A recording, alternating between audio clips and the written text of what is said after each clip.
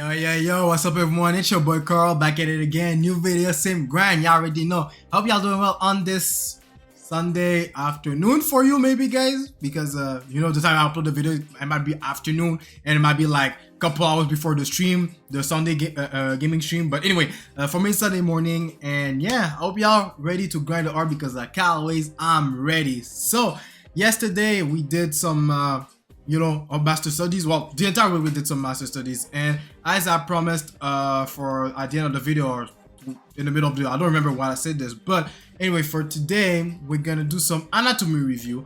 I'm gonna review the arm using my famous Stonehouse anatomy book, you know, but I'm not gonna have it on me. I got some reference of the pages of the book in front of me. I took some pictures, and since my phone is dying, it didn't have any battery. I put some pictures. I took the pictures and sent it to my computer. So now I got the reference on my computer, which is more clear, more cleaner. Because you know on my phone like this, it's a bit hard. Sometimes it goes by itself. So yeah. Anyway, so yeah, today we're gonna do some arm anatomy review. So you can use this video as a guide tutorial on how to draw the arm muscles, the arm anatomy, and learn how to draw it. Though, just keep in mind that the way I'm gonna draw the things, is gonna be in a way that I'm drawing in a way that I already know all the base of the foundation and everything. So I'm not gonna draw it as accurately as the reference, but I'm gonna draw it accurately, if it makes sense. Like I'm gonna draw the muscles, the bones exactly as it is, but it might be like quote unquote simplified because I'm just gonna go straight to the point, you know. But if you never studied the arm or never did an anatomy study, I advise you that you take the time to actually study the muscles, learn the names. Well, you don't have to learn all the names, but learn the most important ones, you know, the major muscles names, and yeah, learn those because it can be helpful in the future when you're gonna draw your anime cartoon characters in the future, you know. So yeah. But yeah, you can use this video as a base on how to draw the arm and learn how to do it. Or if you got your own grind, which I advise you to do when you watch these videos, you know, don't sit there and just watch me drawing, you know, do your own thing, do your own grind. Just exactly a couple minutes ago before I start recording, I went on YouTube and, you know, because I wanted to put some music and shit, and I saw I got a notification. So someone comment on my last video saying that they like this type of video, that they were happy that they were able to work on their own stuff, you know, and they were able to finish it within less the time that they usually draw in. And I'm really glad that this type of video is really helpful for you guys, because you know, I know when we grind the art we tend to be distracted sometimes, so we take more time to do something. But when you got someone to draw with and you can focus with them, I guess you can work faster. Well, faster, you're more locked in and you can focus more, so you get faster, you get things done easier. So yeah, anyway, so like I always, take your pen, your paper, your tablet, or whatever you need to draw, and let's grind together. Grind that art, grind that code, grind that whatever you're grinding right at the moment, and yeah, let's be productive. Let's start it. Let's go. So I'm gonna start by drawing the base, meaning the bones, them bones for the arms. Well, the arms. Well, I'm gonna actually draw half of the thoracic cage. And this is what I mean by simplify. Like I'm not gonna draw the actual bones, all the bones of the thoracic cage and all this stuff. So this is why I advise you to actually study it so you can know what I'm simplifying, you know. Because I got a base for understanding on how it works, on how it's supposed to look like.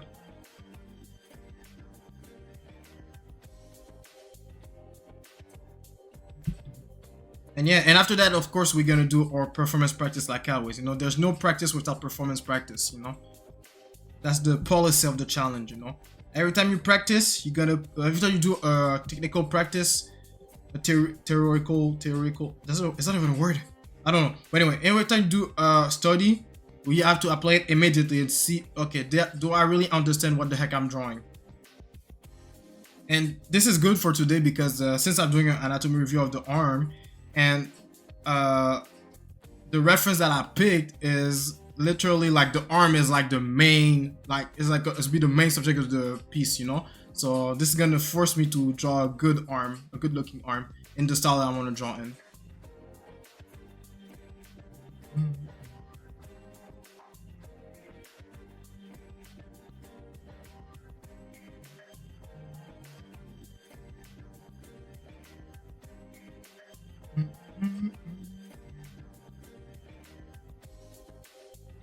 Right.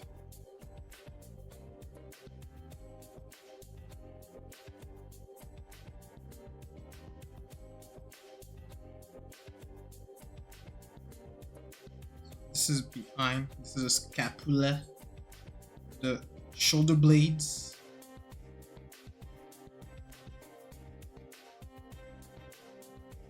So I'm gonna draw all the bones on all the view of the bones first. Then I'm gonna draw the actual muscles on top of it, like I did with the anatomy study I did on the first day of the week 3. And by the way, tomorrow is week 4. We're still gonna continue doing the upper body, but the only difference is that we're gonna study a new artist. New artist. It's the same artist that we did study the past 2 weeks, but instead of Color Reaper, we're gonna study Tetsuya Nomura. And I'm not gonna lie, I'm a bit scared because I was never able to draw up like the head. You know, the portrait drawing the head of the characters of Tetsuya Nomura is easy, quote unquote easy. I still fumble sometimes, but you know, I get the gist of it. I get the idea, you know. But doing the whole body, doing the upper body, bro, so far I never managed to do something that looks good. So that's why I'm a bit scared. I'm like, damn, I know I'm gonna struggle a lot. But it's within the struggle that we get stronger, you know? So I gotta face them fear. Let me face it, let me face it, let me face my fears. The opening music from Kingdom Hearts 3? Yeah, 3. Man, what the heck happened to that game? Then they, like, I know they dropped a trailer of the next Kingdom Hearts, the Kingdom Hearts Horror, but guess it's gonna come out when I'm gonna have kids. But yeah. And anyway, yeah, so gotta face your fears so you can improve, you know?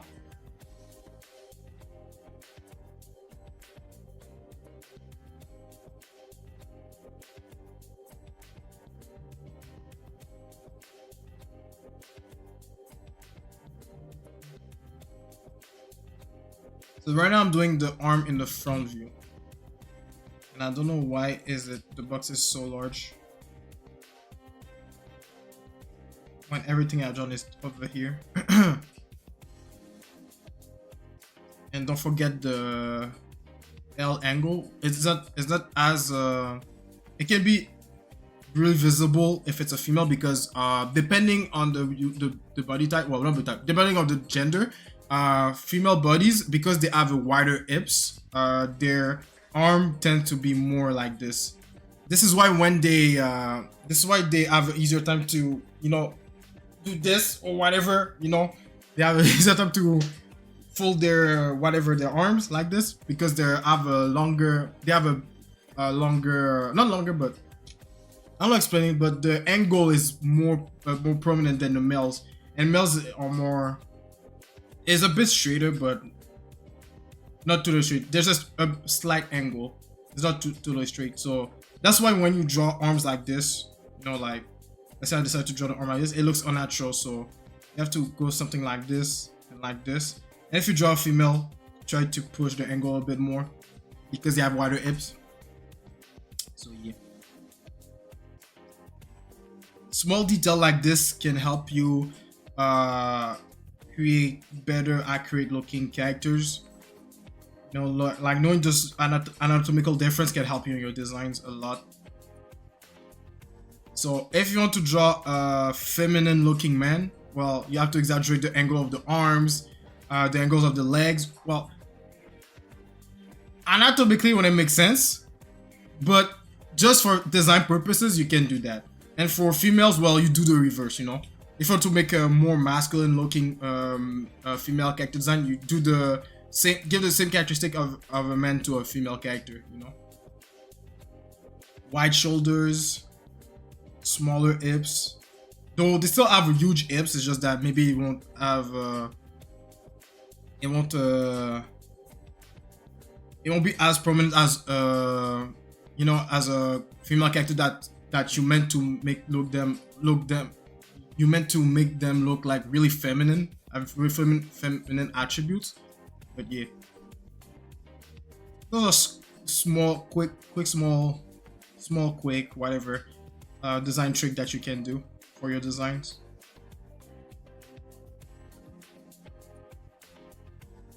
You get to know that by studying your anatomy. So go study it.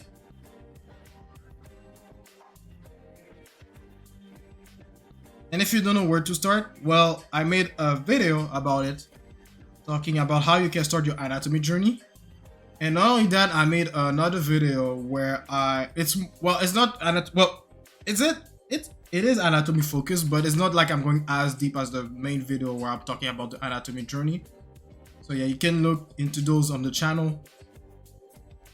If I'm not too lazy, I might put it in the I might put a card like in the top right of the video, because this is my left, but anyway, yeah, top right. Anyway, there's gonna be a card that's gonna appear if I don't forget it, or if I'm too lazy to do it. Because this type of video, I don't really do a lot of editings. I just record, first record, do the session, do a small edit, you know, add cut the parts that I don't need, add the outro, add the bit of fading effects, or adjust the sounds, and I move on, you know. I don't really do a lot of editing in this one. The video that has a bit more editing is more the short form videos that are 10 minutes.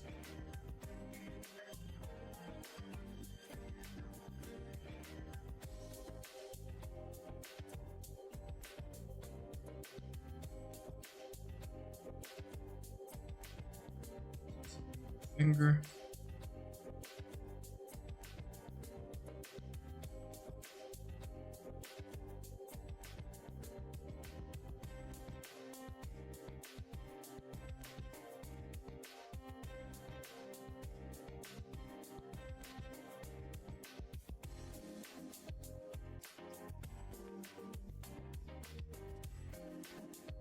I shall curve this a little bit, make it look a bit more natural.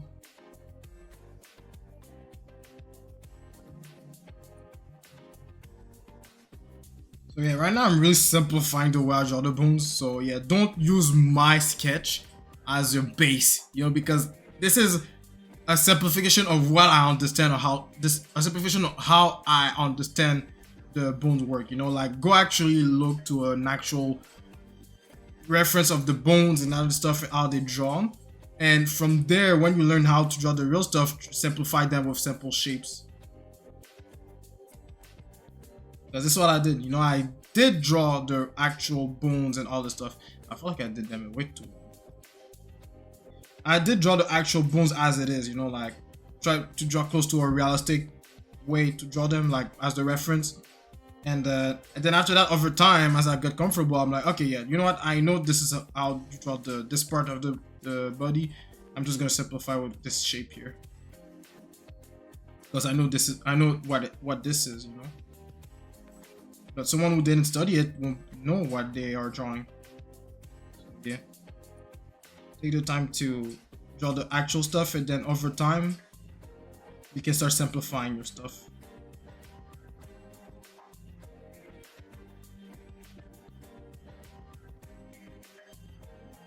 This finger is a bit supposed to be shorter.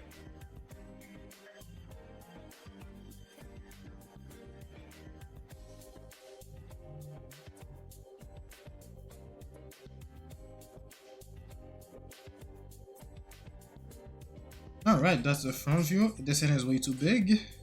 Why? I always make my hands too big.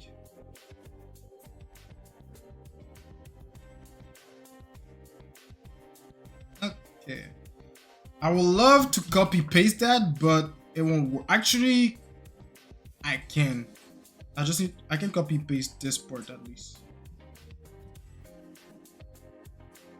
And twist it to make the back view. Digital art. Make life easy.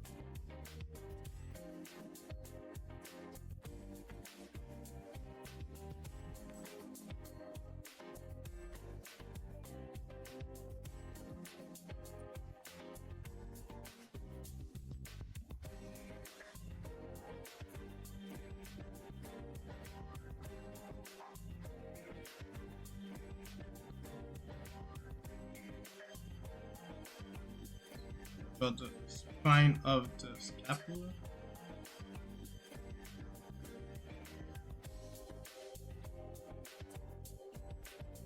You know, even though it's been a long time I've been doing those studies, it's only recently that I understand that, you know, the clavicle is all connected to the bones behind the spinal scapula and all this stuff.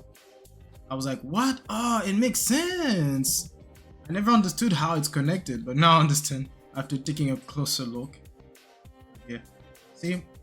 So even like the first few times you study anatomy, you won't notice those things. It's only like as you're reviewing, you're gonna spot things that you didn't see before and be like, oh shit. Now I understand why it looks like this. I understand why it's connected like that. So that's why it's always good to review, even though you know your anatomy.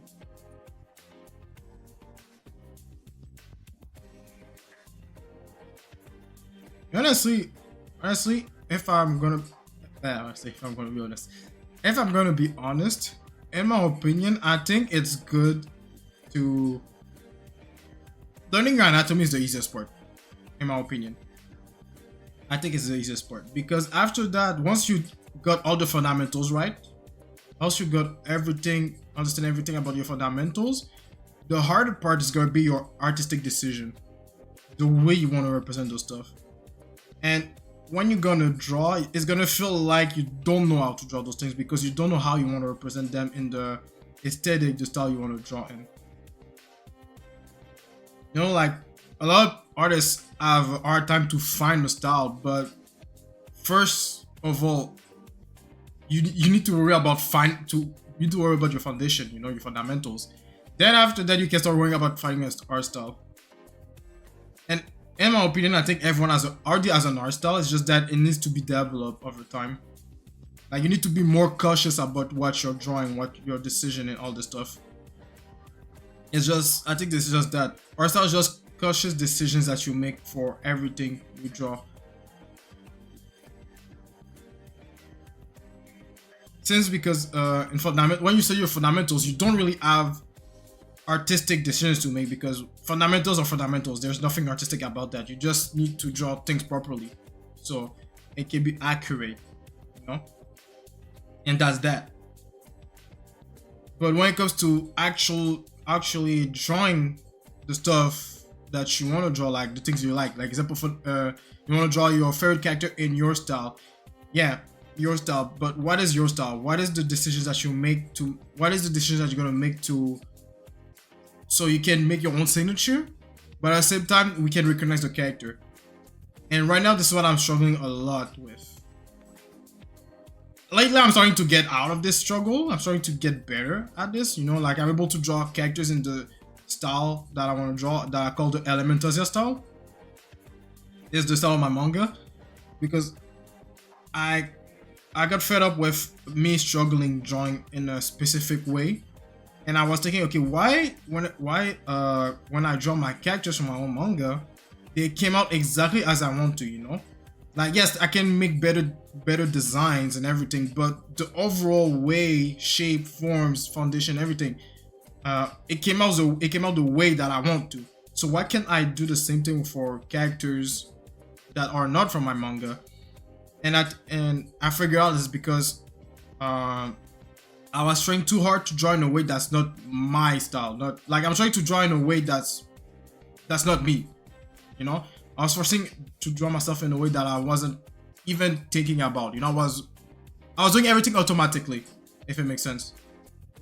You know, then it's only when I decide to make a breakdown on my own style, a breakdown on my own aesthetic, the way I draw stuff in my manga Elementasia, that I start to have a clearer path, a clearer way to draw my stuff.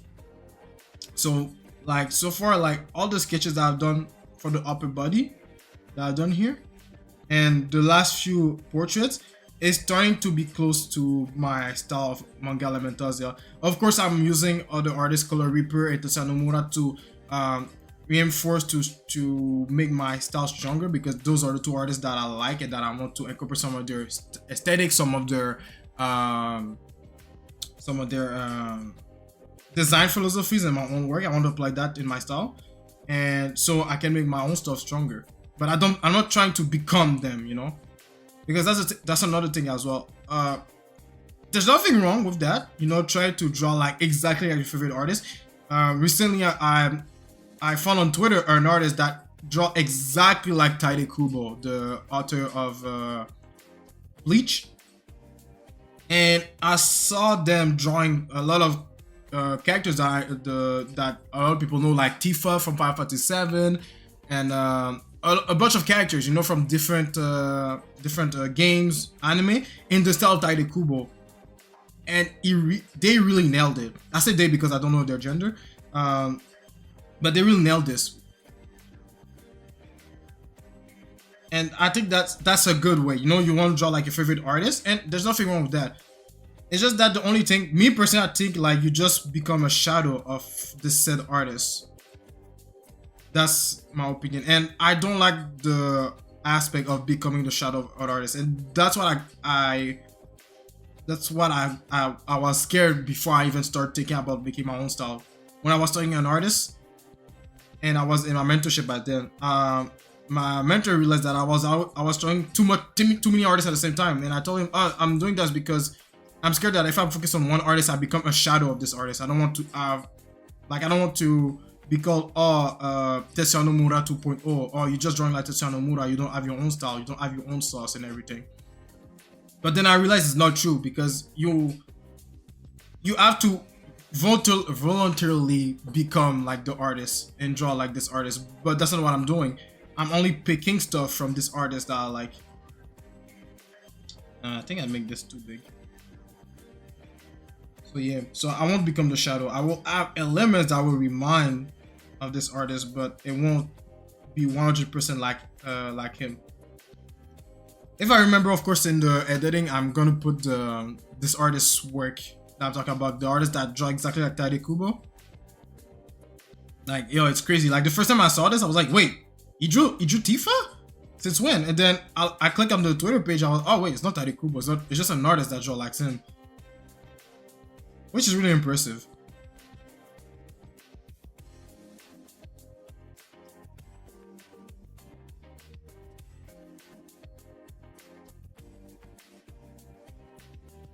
I think it's pretty common also in the manga industry to have artists that draw exactly like other mangaka, like a certain mangaka, like and they become the assistant of that mangaka, like Hiro Mashima, the author of Fairy Tail, Eden Zero, and Rave Master, which are goated manga. The ending of Fairy Tail is questionable, but anyway, it's still goated, you know. Yeah, what was I about to say? Yeah, apparently I learned that I think it's Fairy Tail 100 Year Quest or Eden Zero.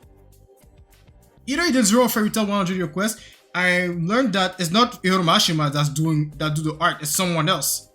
And I kid you not, I can make the difference between the two. Like, it's literally like it's literally Hiro Mashima made a Shadow Clone Jutsu type thing, and that person can draw like him. I'm like, what? It's someone else that drew Fairy Tail 100 Year Quest or Eden Zero, one of the two. I think it's 100 Year Quest. It's a Hiro Mashima assistant that's drawing. Tell me in the comment if you know what I'm talking about. But yeah, I got surprised. I was like, yeah, I can't tell the difference between the two. And same thing, but no, Dragon Ball, you can tell the difference between Akira Toriyama and the other guy that I don't know his name. You can tell the difference a little bit in the way they draw Goku, Vegeta. Like, don't get me wrong, it's still the same vibe, the same style. It's just that there's minor difference that you can notice in their work if you take the time to look at it. Like, even though I'm not keeping up with Dragon Ball anymore, I saw some of the work that they do, and I compared it to Akira Toriyama. I was like, oh, okay, I can see the difference. I can see the small difference. The minor. God damn, what's up with me? What's up with me in drawing big hands? Like, I'm drawing claws at this point. But yeah. Yeah, I can tell the minor difference between the aesthetic and all this stuff. Maybe I should bring this closer to the thoracic cage, just a bit closer, like that. And we're good. That was the back. Now let's do the side. You know, I'm gonna fuse all of them together.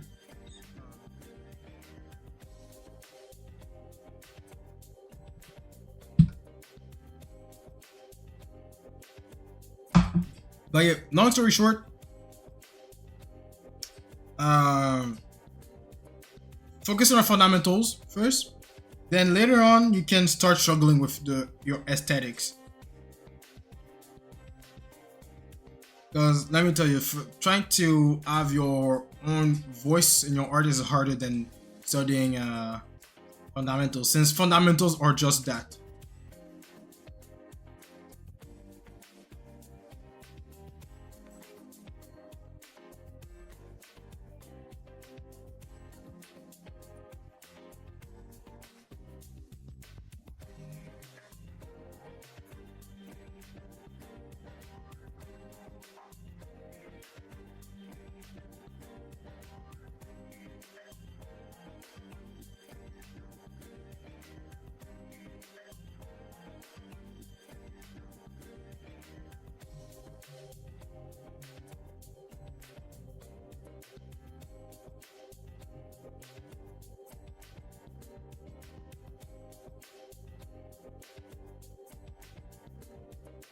Yeah, the side view, the arm looks straight. At least the humerus, the upper part of the arm, it looks straight.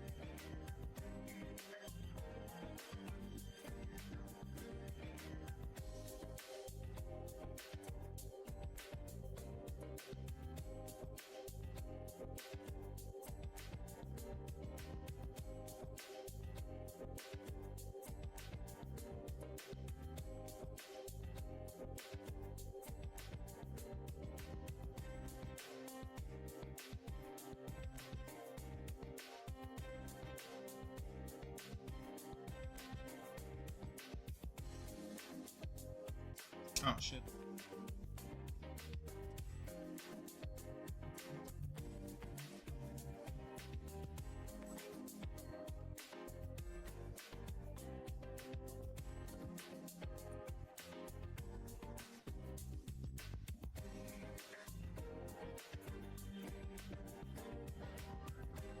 What the heck am I doing?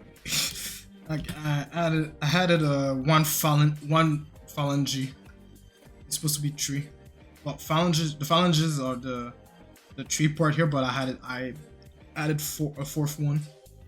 I was like, wait, something's wrong here.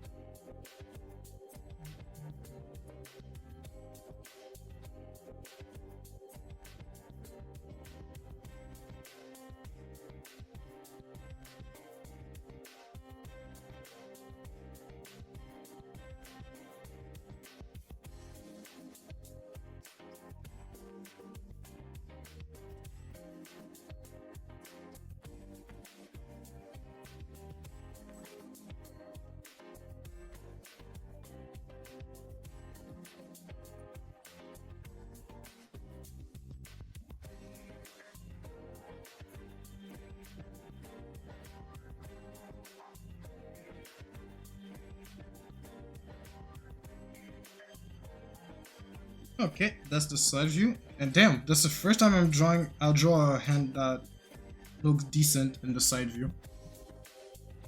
At least the bone. The bone version of the hand. Okay, and now the last part is the inner side view. So you got the side view outside of the inner inside view. It's important to, well, technically the inner side, or you can't even see my arm. So the inner side here, it's literally the front view, but you just see more of this here. And that would be good for you to learn how to draw the armpits. Because I know some of you people out there are into some freaky shit, you know. I know y'all like seeing some armpits. I don't get it. It's weird. But hey, I'm not judging you if you're into that. But yeah, if you want to learn how to connect properly the pectoralis major, the latissimus dorsi, the the oh shit, what's the name of that muscle again? That muscle is over here. I forgot this part. This name here. It's over this zone. Anyway, something teres minor, major, something like that. Anyway, but yeah, it's if you want to draw a good connection between under the deltoid and between your pectoralis major, you have to learn the inner side of the arm.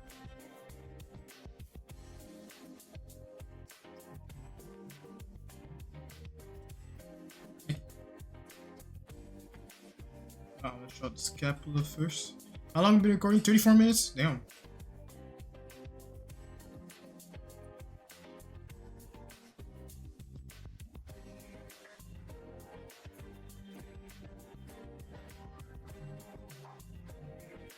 But man, for real, I'm trying to understand why that's a thing. Being into armpits. Like, come on, man. It's nasty. That's nasty, man. Like, among all the things I could be into, you decide to be into armpits. But hey, I'm not judging. I'm just questioning.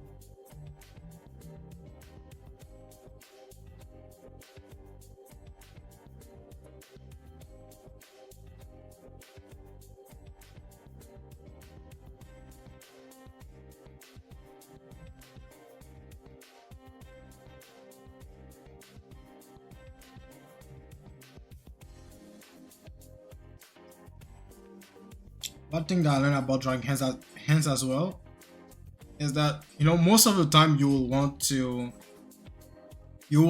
start with the thumb and index, right? But in certain scenarios, it's not the best idea to start with the thumb or index. For example, this view here. Well, you can start with the thumb actually. You can, but it's better that you start with the things that's closer to the camera, then you go outward, then going inward. Anyway, that's what the book said, and I agree because I tried to do the test myself, and I felt like it was easier to start with the finger that's closer to the camera first than the finger that's further away, because it's easier to start with big and go small. Or it's easier to do the overlapping at least. Because, you know, if I started with the index, I have to do the overlappings everything, but now I can just do the overlapping easier now. Since I start with the pinky instead. And in this case, you can draw the thumb as well because it's not overlapping with any bones here.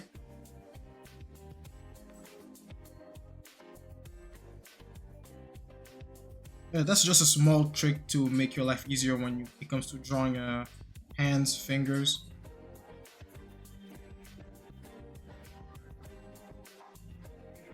You know what? Surprisingly enough, drawing hands is not that hard. The hard part of the hand that's hard to draw is the fingers.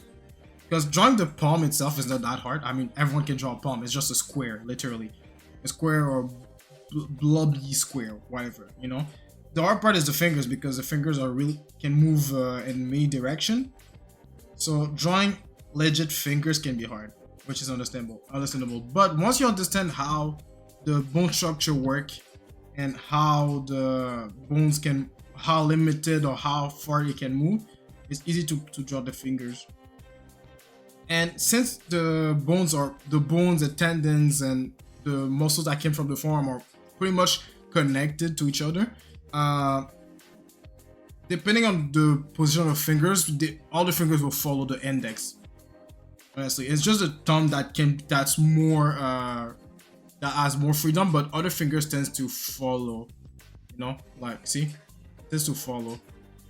So if I go down, my fingers go down. If I go up, everything go up. You know, I try to move my pinky by itself, but, you know, I mean, it's hard to, yeah, see, even though I'm trying to hold my, whatever this finger is called, it's still moving. So yeah, so if you just keep that in mind, it's gonna be easy to draw fingers in a natural way. But then the next part that's going to be hard is to draw them in a way that's not flat. That's the thing. Because yes, you might figure this out, but now try to draw them in a way that they don't feel flat.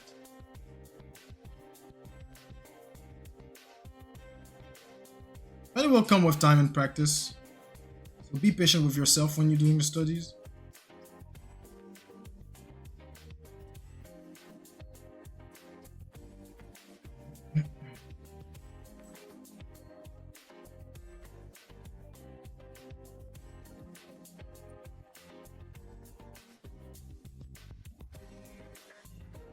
Yeah, I'm sorry, the pinky. The overlapping is a bit crazy.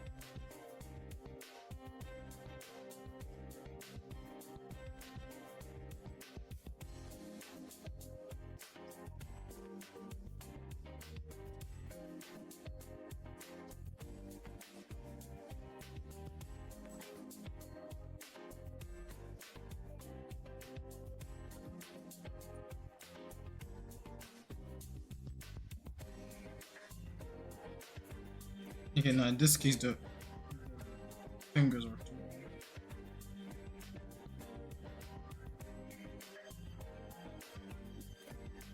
long. I think that's happened because I'm drawing zoom in, and since I'm zoomed in, I don't have the big picture, so it's easier to get to go overboard and draw things bigger than it's supposed to be.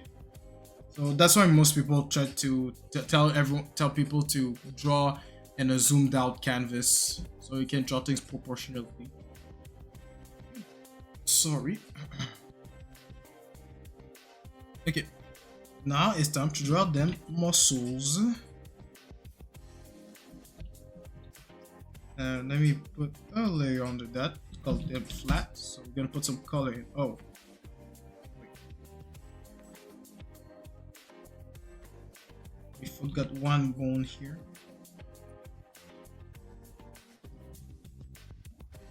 Bones, flat. We're gonna put some colors in there. And almost. Okay, let's do this. Not quick, but quick.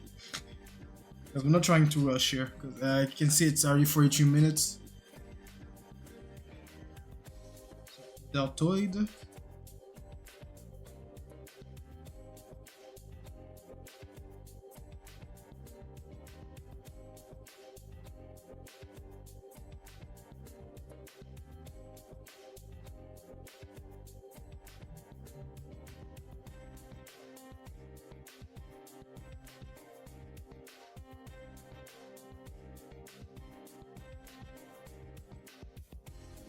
Pictorials major.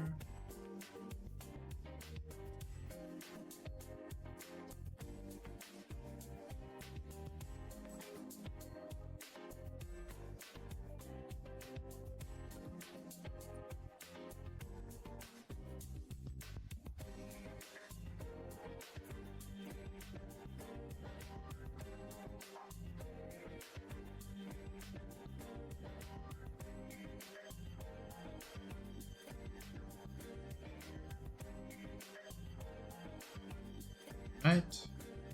Latimus dorsi. Latimus dorsi play a role in your arm. That's what helps you pull stuff.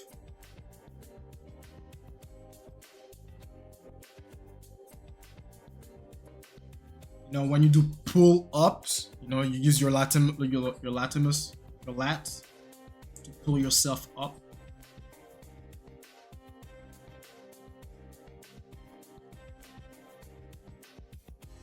Bicep.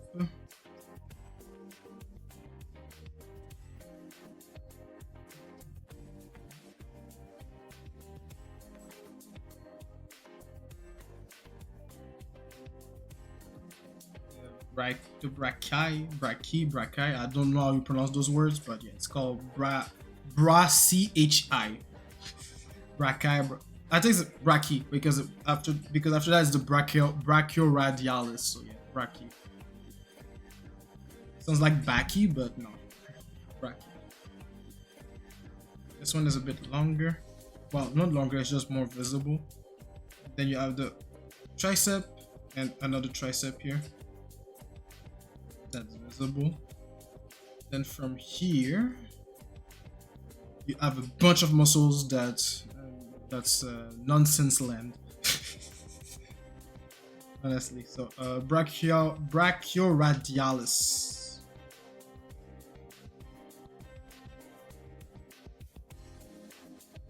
For sure, yeah, I did a bit too big.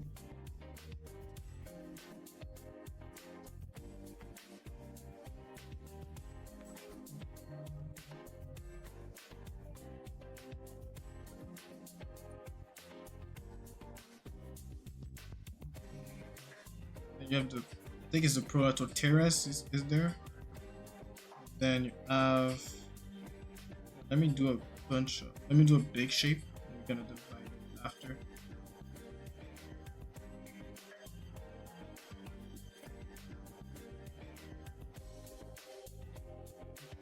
And here we have the palmar, no, this is the flexor carpi radialis.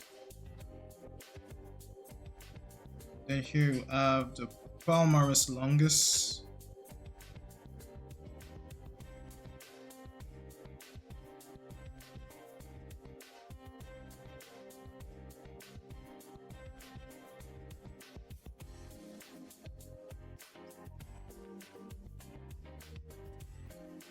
Then you have the pollicis brevis and pollicis longus.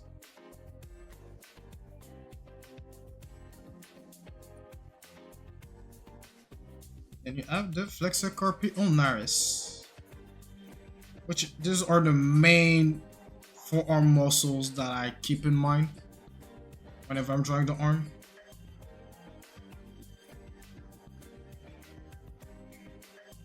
So I'm not gonna lie, the parental teres is only recently I'm starting to keep that in mind. Usually I ignore it. I ignore its existence. Okay, so that's pretty much it for the front view.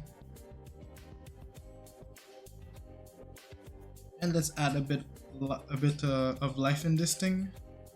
Bring this here. So that was the first upper body anatomical upper body study that we did for the beginning of the week. That was on Monday.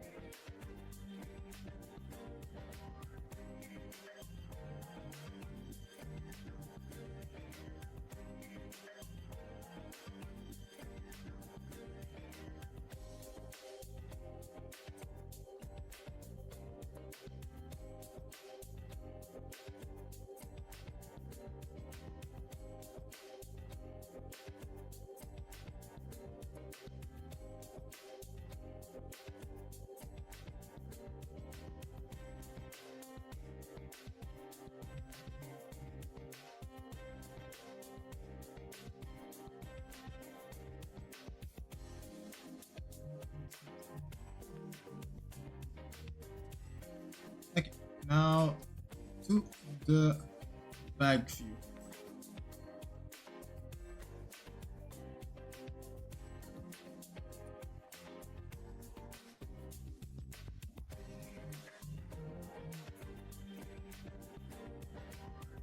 Lacal ways. Toid.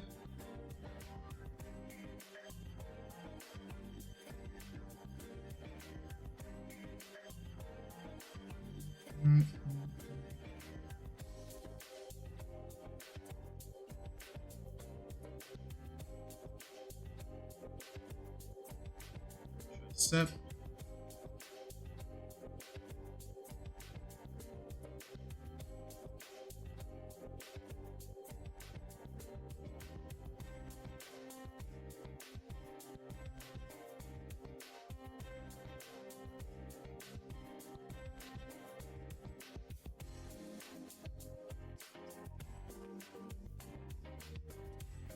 Alright, so we got the infraspinatus, the muscle of the on the scapula.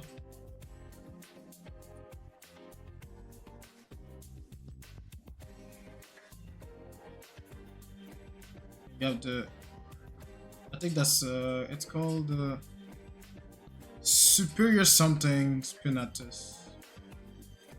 Forgot the name of that, but it's just the it's just muscle of the scapula, but the superior muscle, the one at the top.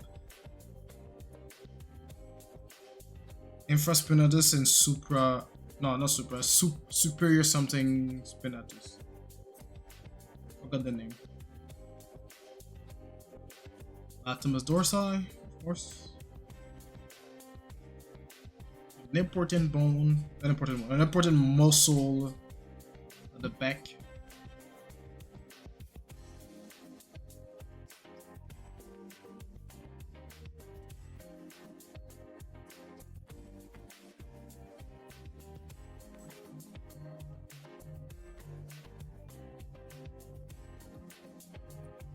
And then you have the teres minor and major here.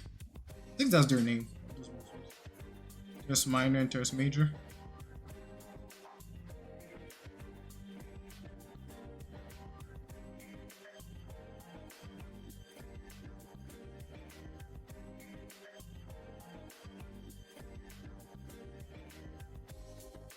here, brachioradialis.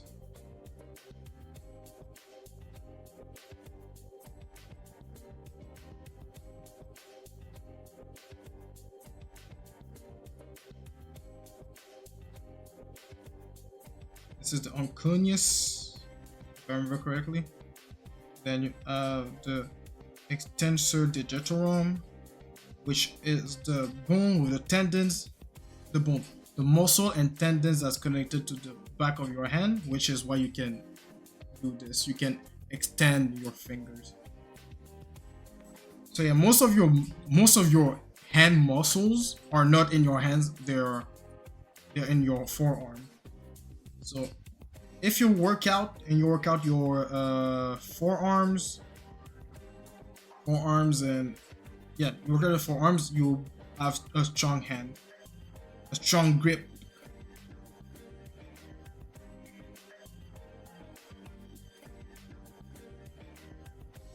I like the palmaris longus. This one is a pain in the ass to draw, but I simplify it into something similar to the palmaris longus, but it's not supposed to be like that.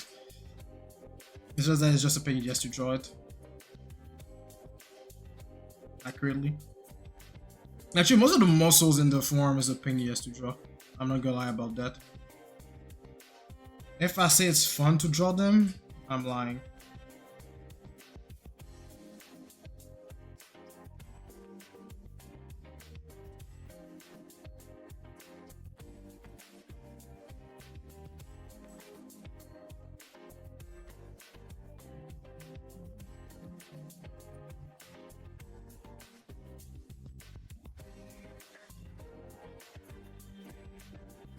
Extensor carpi ulnaris.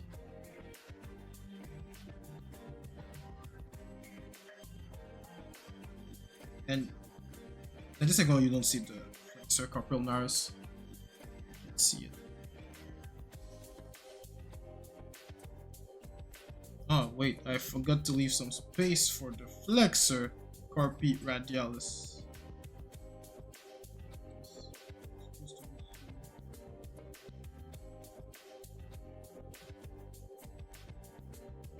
It's just a bunch of muscles stacked together, man. It's nonsense.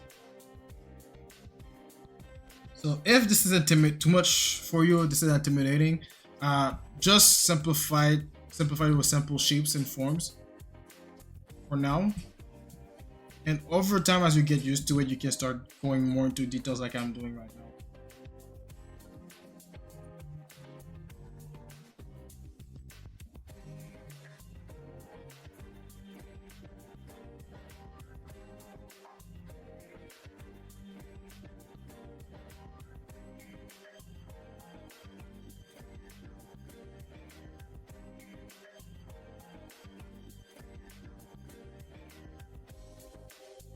Okay, let's put some life into this.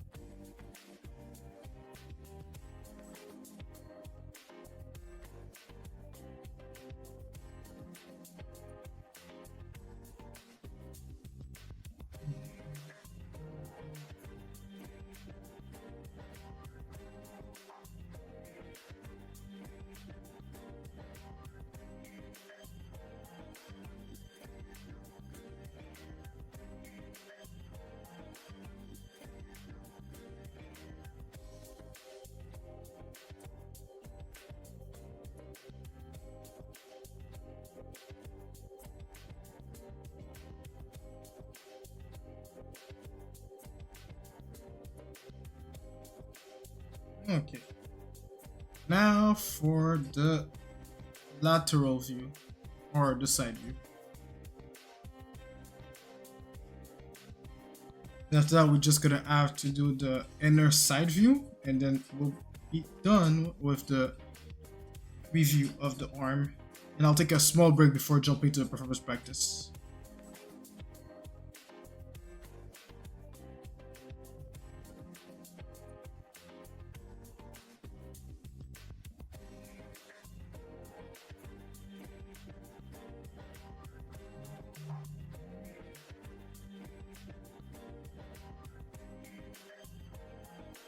Yeah, I'm looking at this shoulder muscle. I remember when I injured myself while doing parkour. Like I think I stretch my deltoid, like the part that I'm drawing right now, this part here. I think I stretched it because I couldn't lift my shoulders for a while. It hurts so much. Luckily, I could still draw, but man, I was scared for some point. I'm like, bro, I hope it won't become something too serious to the point that I can't draw anymore. But it was just like I just stretched the muscle too much, and then do the proper warm-ups before doing my parkour class.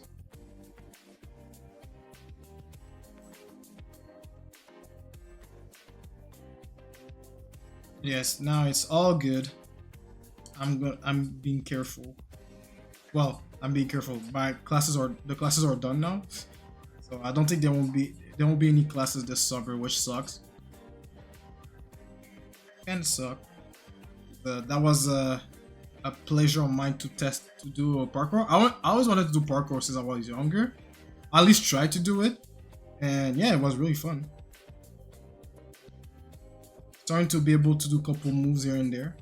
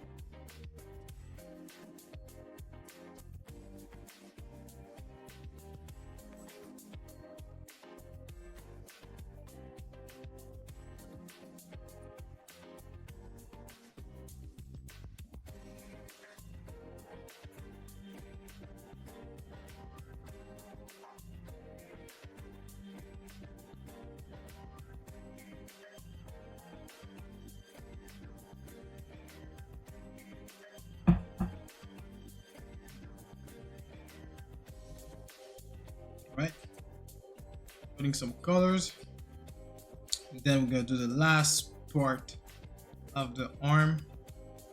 Will be done.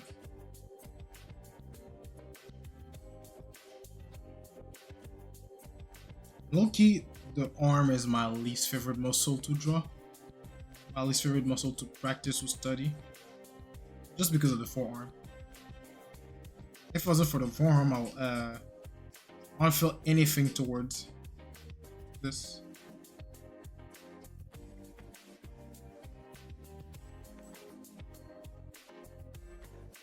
But once you get it, you get it. That's what's nice about it. It's just the beginning of doing it might be a pain in the ass. Okay. Yeah, let me just to bony part. Though I'm not, I particularly draw it. But yeah, anyway, now the last one.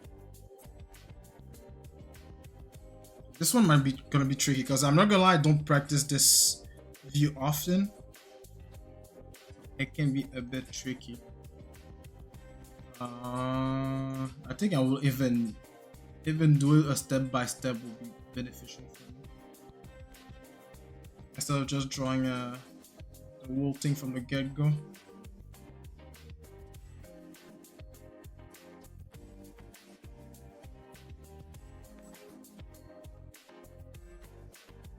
And it's not a view that you will often see. It's just like I said, it's like the part that can help you understand how to draw the what you call this, the armpit. Other than that, you won't draw it often as you think. You don't draw this view as often.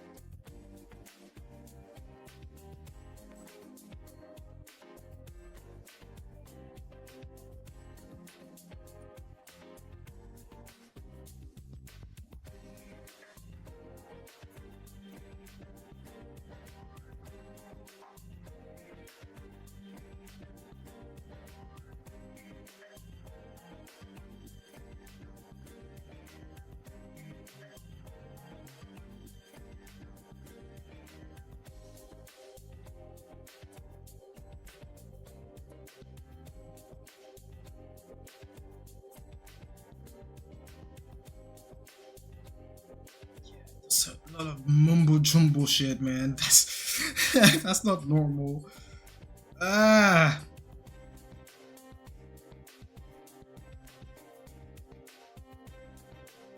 So see, this is why I told you guys to not, like, if you want to study the arm with me, don't copy what I'm doing.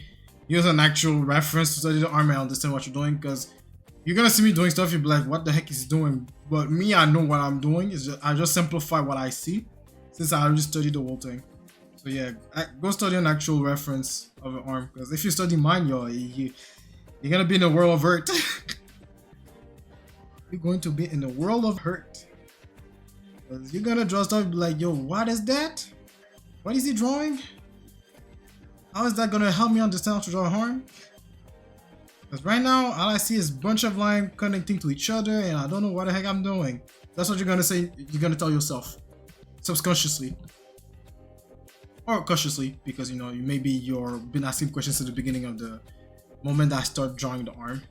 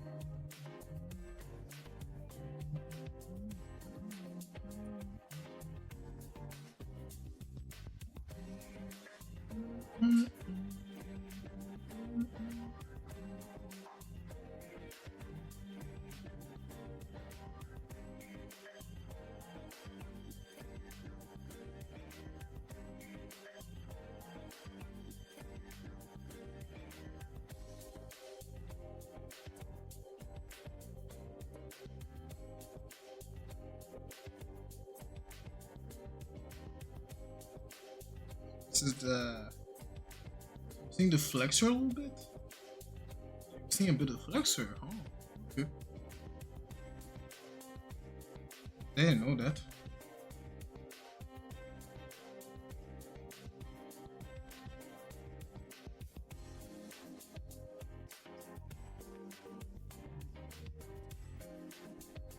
Make some space for the brachii. Brachii.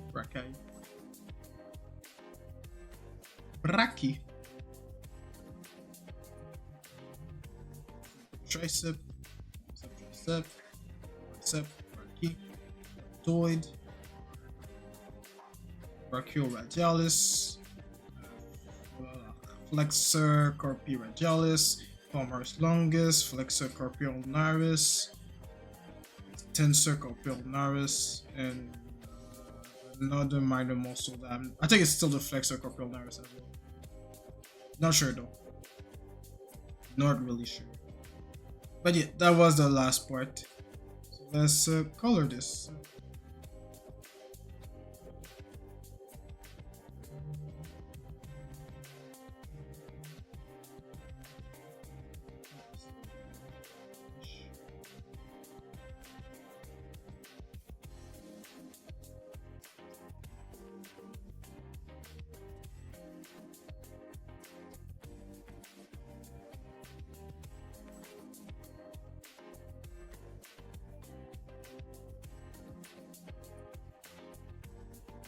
I don't know, the bones of this.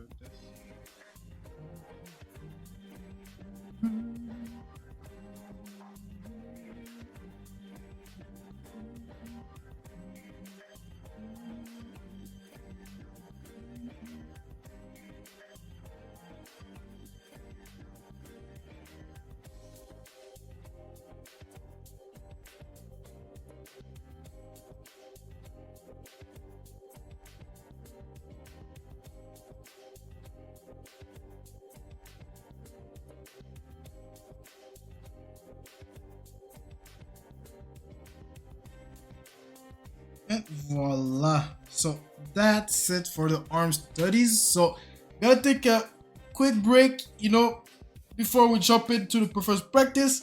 Go take a break as well. You know, we've been sitting for an hour 10 minutes now, so yeah, go stretch, go drink some water because I know your lips are dry as fuck. So yeah, I'll be right back, but for you guys it's gonna be an instant. But still, pause the video, go take a break, go stretch, go take a quick 5-minute sun bath if it's sunny on your side, and yeah, we'll be right back.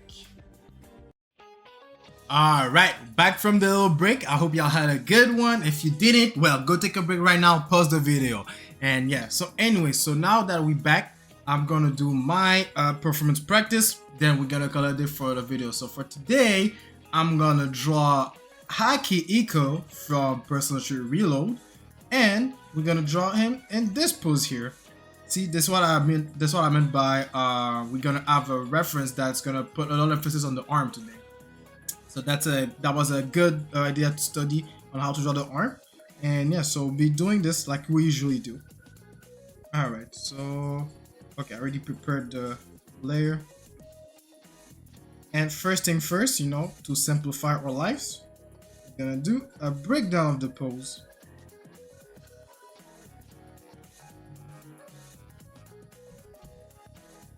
Have a white layer, then for the opacity. Okay. Head.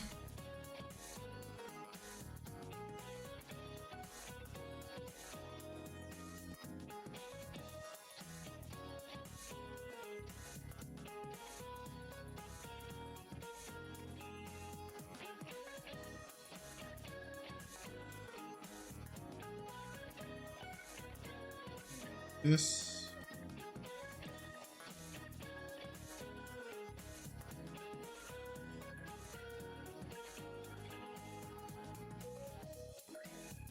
Torso. This one might be a little bit tricky. Just a little bit.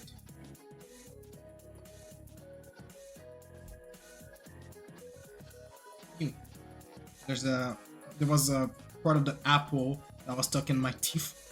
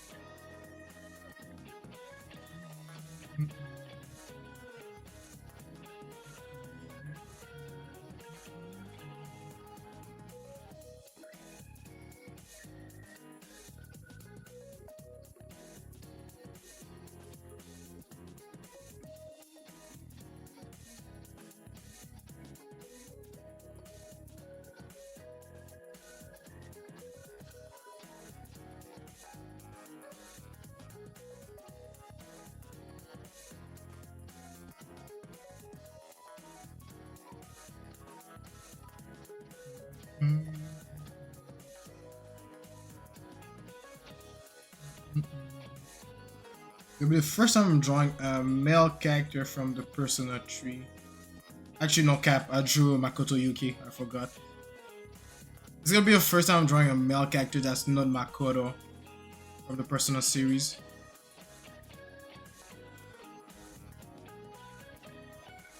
Actually, wait. Oh, okay, because it's beard. Okay, yeah, you got a beard.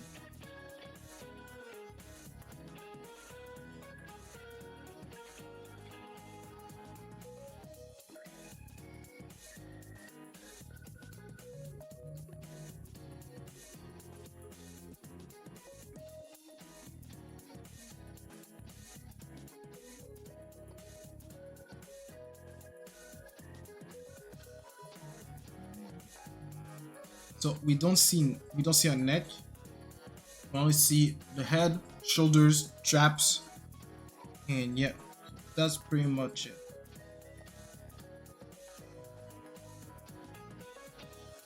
Yep. Okay, now we're gonna copy and paste that here so we can have our Mykin reference.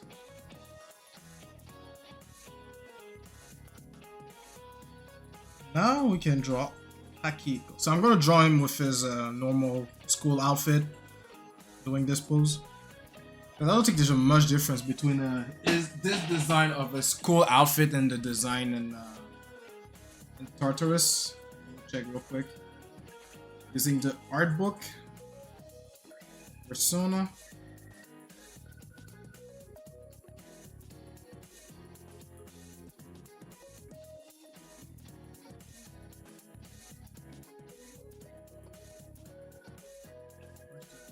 Where's Akiko's page? There you go. Okay, aside from the straps for his gun,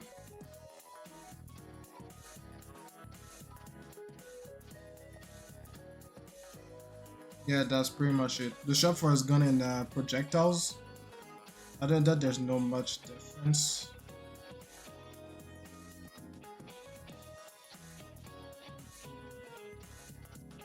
Okay. Anyway, we'll see if I'm gonna draw all that. First thing first, we're gonna draw the base, you know? Worry about the base first, then we're gonna start worrying about all the details.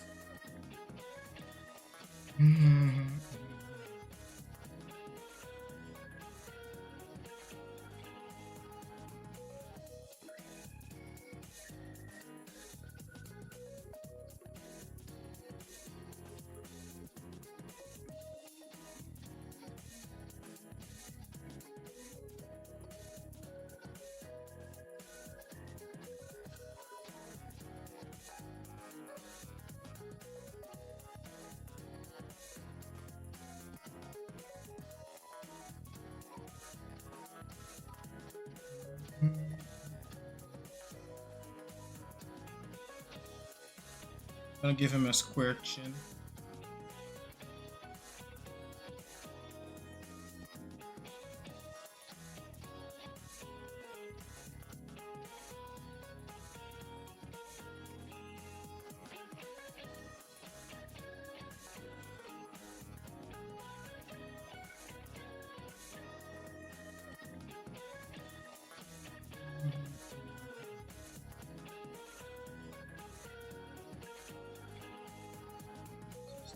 Keep going.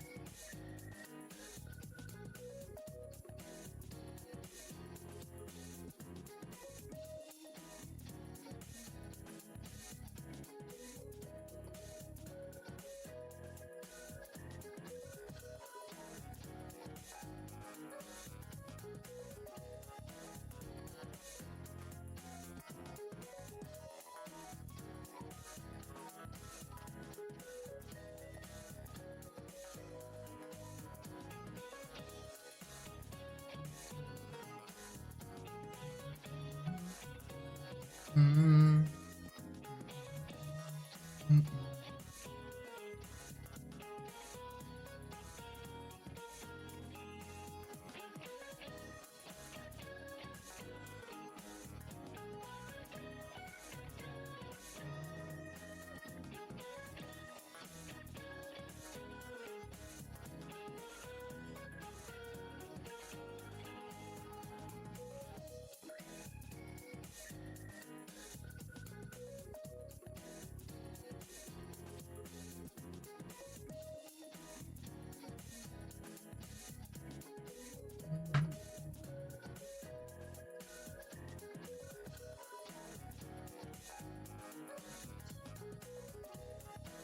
Not the right angle for the pelvis.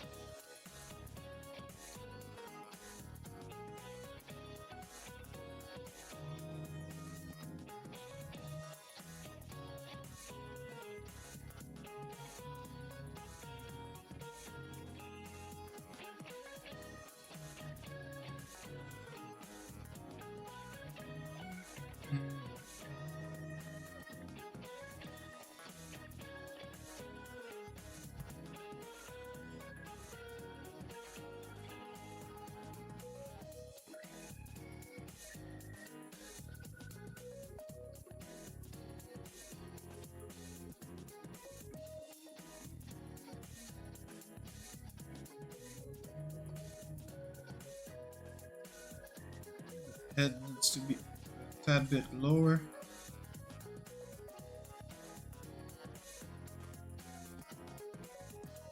That and bring the shoulder a tad bit higher.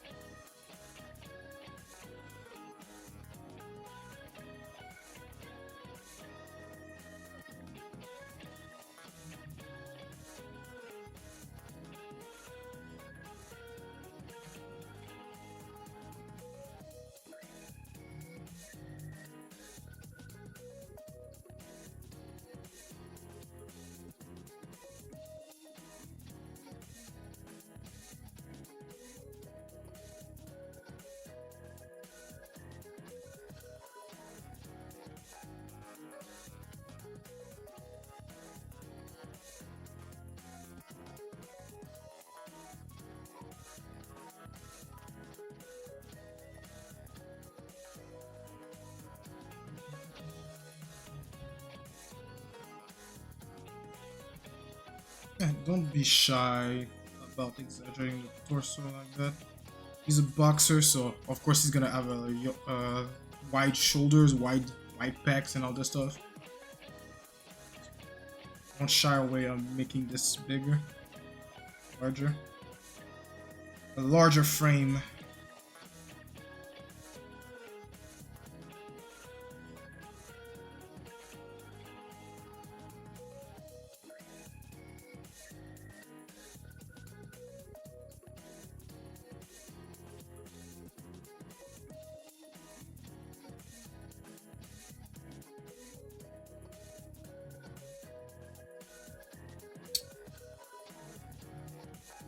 And this is gonna be a good practice as well, for because I got a character that's a boxer in my manga, so this is gonna be a good practice for me as well for drawing this character in those boxing poses. Though he's not really a professional boxer, he's just like a fanatic of boxing, MMA, WWE type stuff. He's a big fan of those, but he doesn't have the basics. He's just imitating those people that he admire. He doesn't have proper training.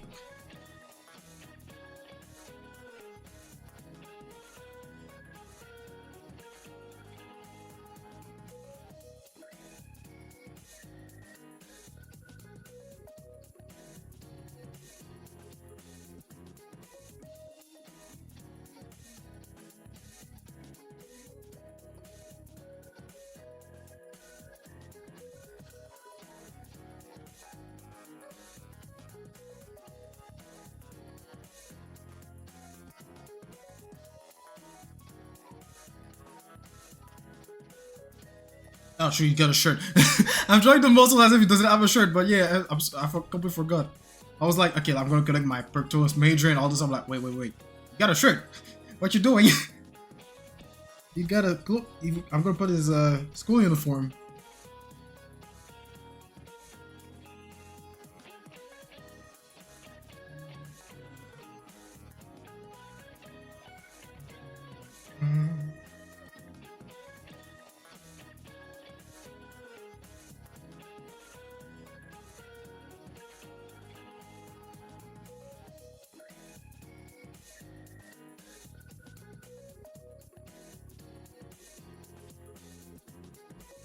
You got boxy eyes. Like Iluki has the same design, shape, language as my character from my manga. Maybe I subconsciously designed my character around him because actually no, because there's a character from most of my characters from my manga. They're based on my friends, but ironically enough, my friends fit a certain type of group, friend group that's come from the manga Katekishima Reborn. And there's certain archetypes from those characters that I picked from Katekishima Reborn that I put on my characters, and somehow, design-wise, they look like those type of characters that you see in other anime as well. Not only Katekishima Reborn, but other anime, other games. So yeah, maybe it's just maybe I subconsciously record those information in my head, and when I start doing the design for my my characters, I subconsciously add those design elements on my characters on my manga. That's probably what happened, which is cool, you know.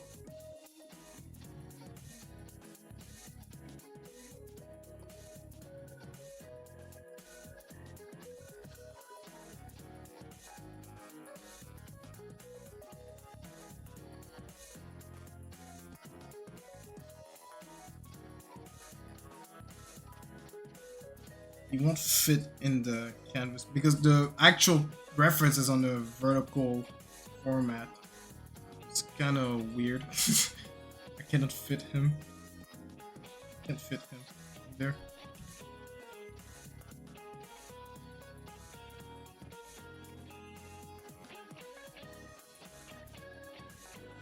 That game's slimmer legs.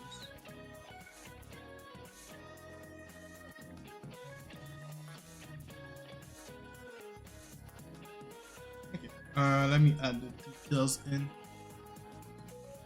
Eyes, boxy.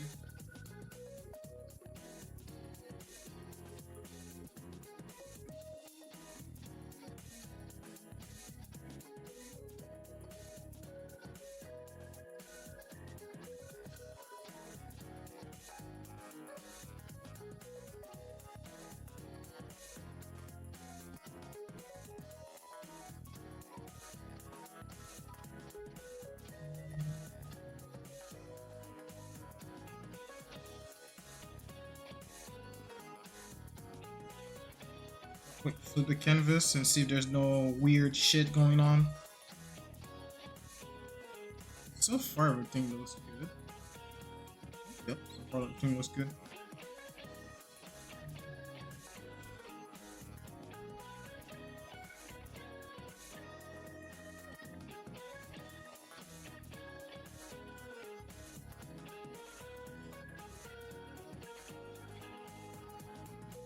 Oh, maybe, you know what I should have done? I should have drawn the adult version of Akiko instead. Ah, maybe next time. Maybe for print or something.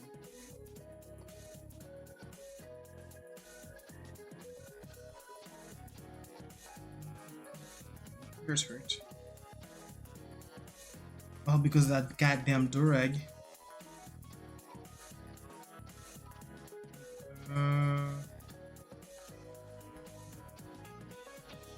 This here.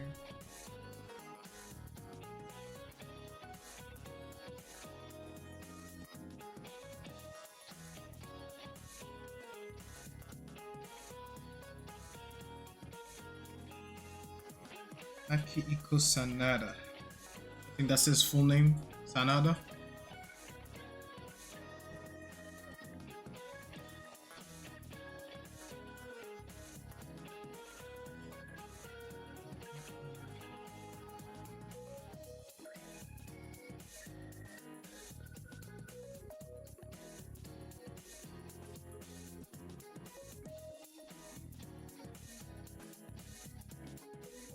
Got boxers always have some type of band-aid on their face. I'm a girl. I had one of my main character, not my main character, but one of my characters as well. That is a boxer. I had a band-aid on his nose. That's, you know, cliche boxing type character.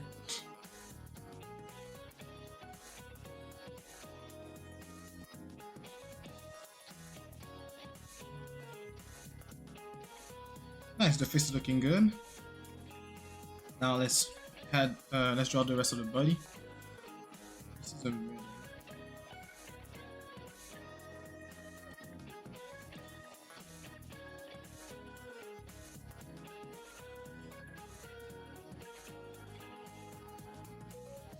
I think I need to push that over here.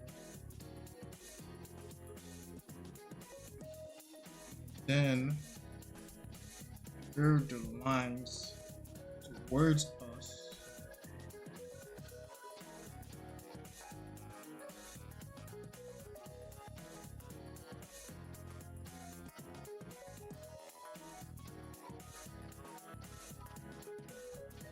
Let me curve that a bit more.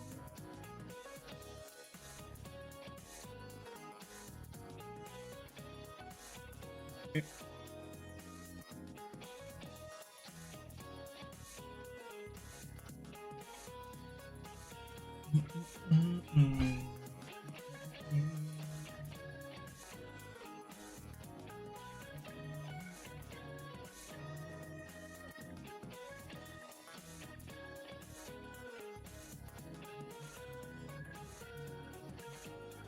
It's so useful to have a game art book, so you can draw the characters from that game and have the details.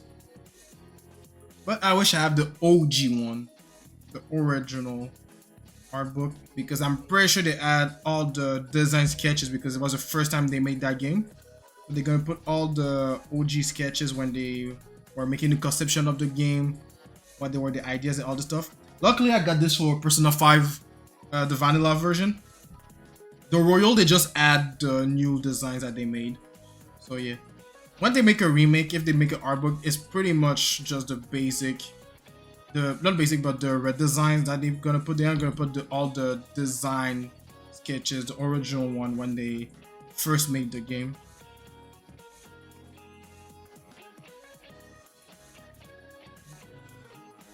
Okay, let me draw that hand first.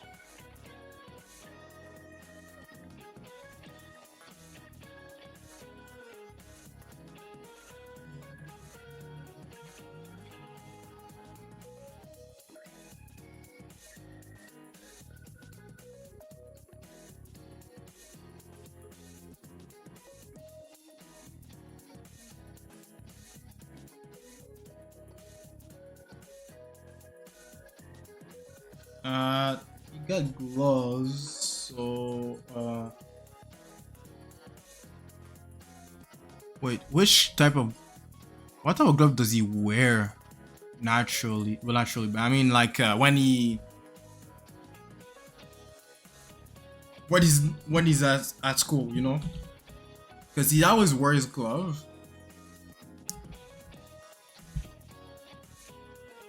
But because I think those gloves that I see in the art book are the gloves that are when he's in Tartarus, when he's inside Tartarus. But oh, okay, he just wear black gloves. That's it. Okay, that's good. That's good. So I can make this mark here.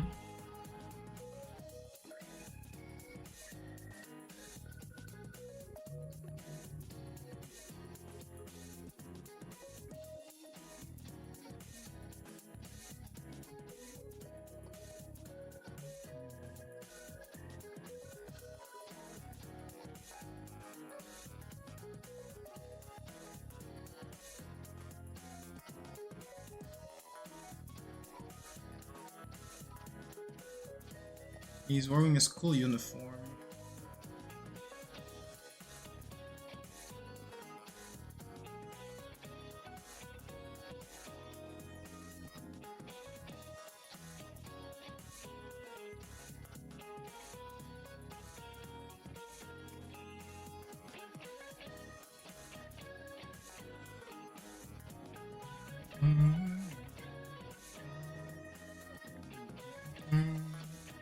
Oh, whoa. For a sec here, I thought I wasn't recording. I'll be like, no! All that talking, all that yapping, and I'm not recording.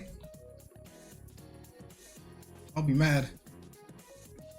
It's like the last time I spent 20 minutes doing the recording and my mic was mute. I was like, what?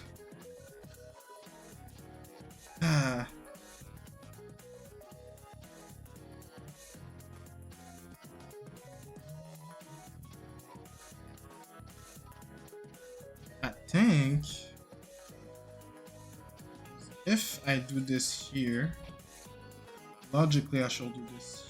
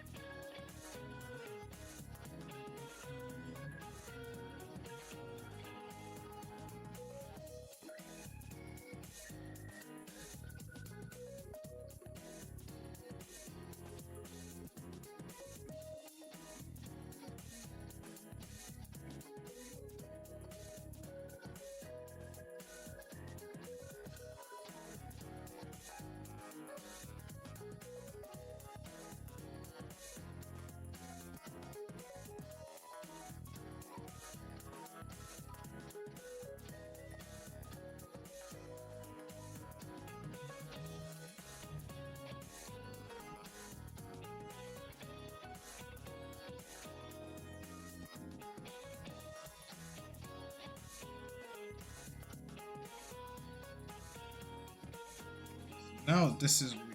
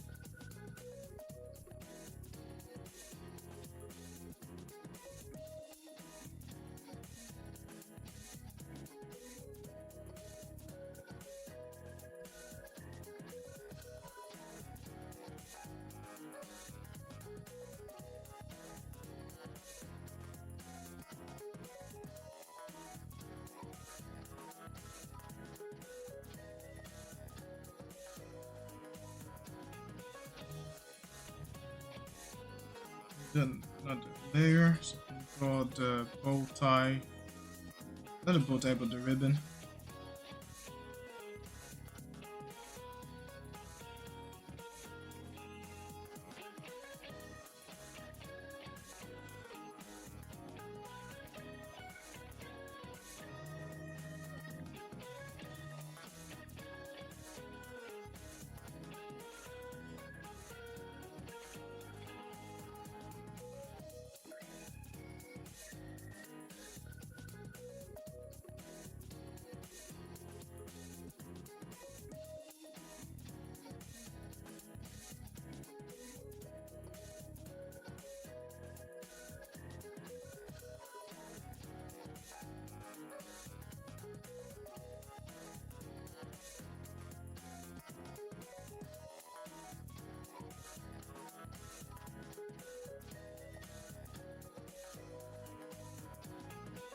And yeah, we won't see the other side. Don't don't bother to draw it. Don't bother drawing it.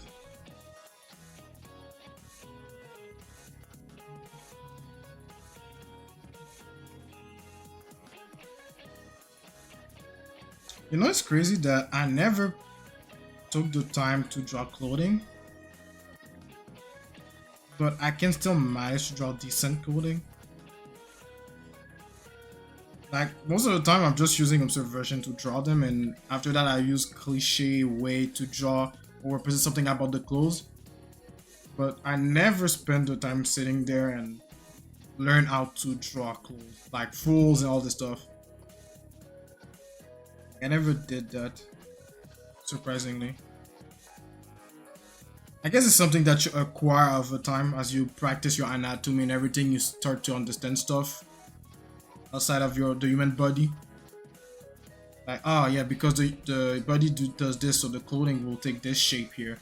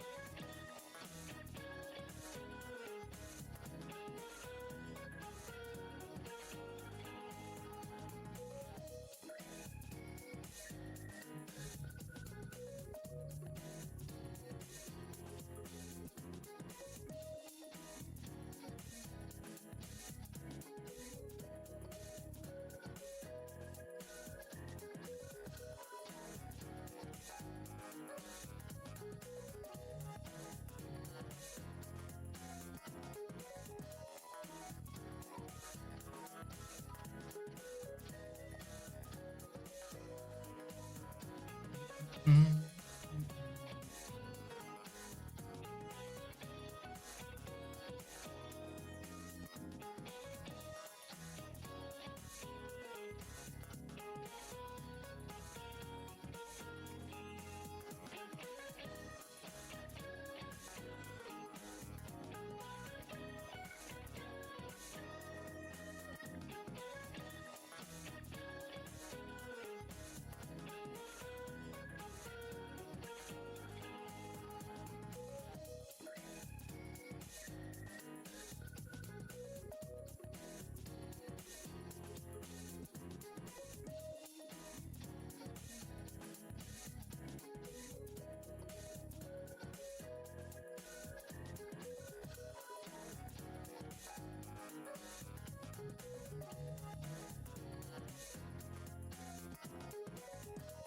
Nice. It's getting easier to draw fist now. I used to struggle drawing fist when I was studying drawing the hands. For some reason, I had a hard time drawing fist.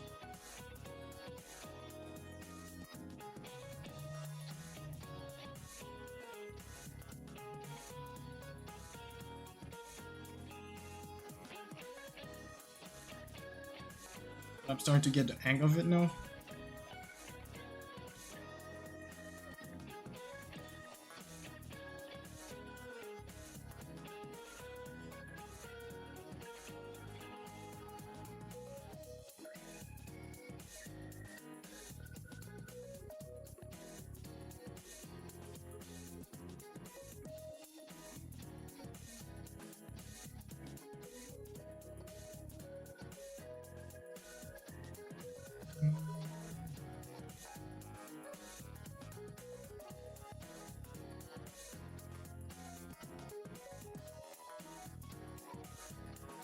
I can leave him bald like this. I'll make a cool character. A bald boxer, but no, we're gonna draw his hair. Yeah, I'm not gonna draw all his equipment thing. I'm just gonna leave it at that.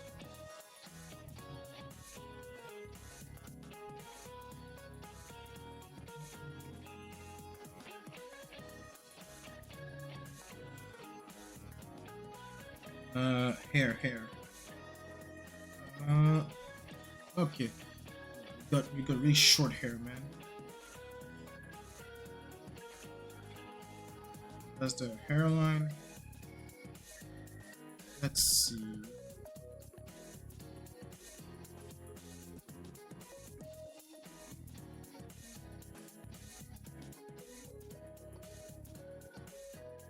First, we're gonna make a ball. This, because he doesn't have long hair. He's got really short strands.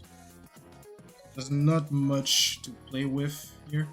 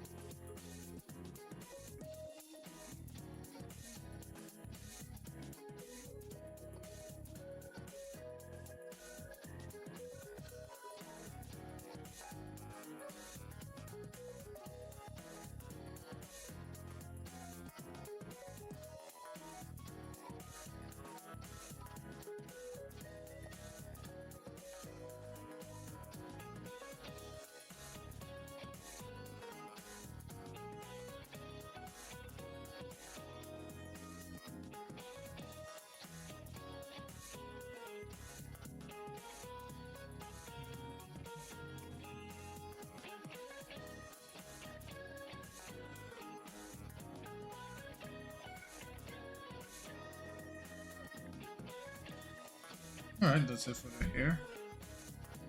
Like I said, there's not much to do here. Maybe I can bring this a bit closer, because I give him a big forehead. I'm not gonna lie about that. And a big forehead.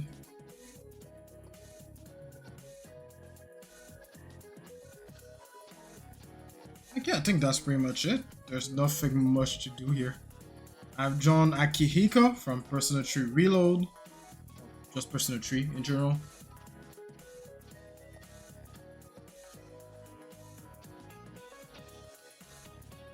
Did this a bit too long.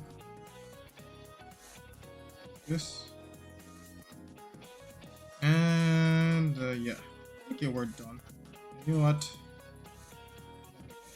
Quick shade like this because he got black gloves.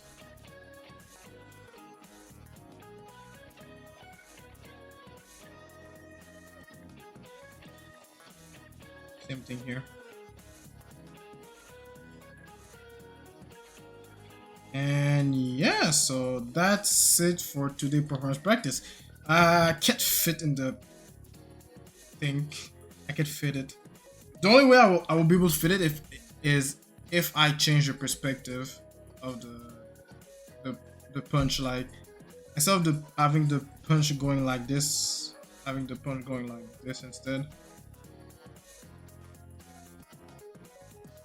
Like that. Maybe I will be able to fit it more to the canvas, but nah. It doesn't want to. But oh well, that's it for today. So thank you guys for coming to the daily art grind level 21. So starting tomorrow, we're gonna do a week. It's gonna be the beginning of week 4, where we're gonna continue doing the upper body, drawing upper body studies practice. And for the master study, we're gonna study Tetsuya Nomura's work. And maybe sometime in the week I'll do a hand focus study as well, since we did upper body, torso, and we did the arm. I think I'm gonna do arm focus, hand focus study during the week, probably before the test.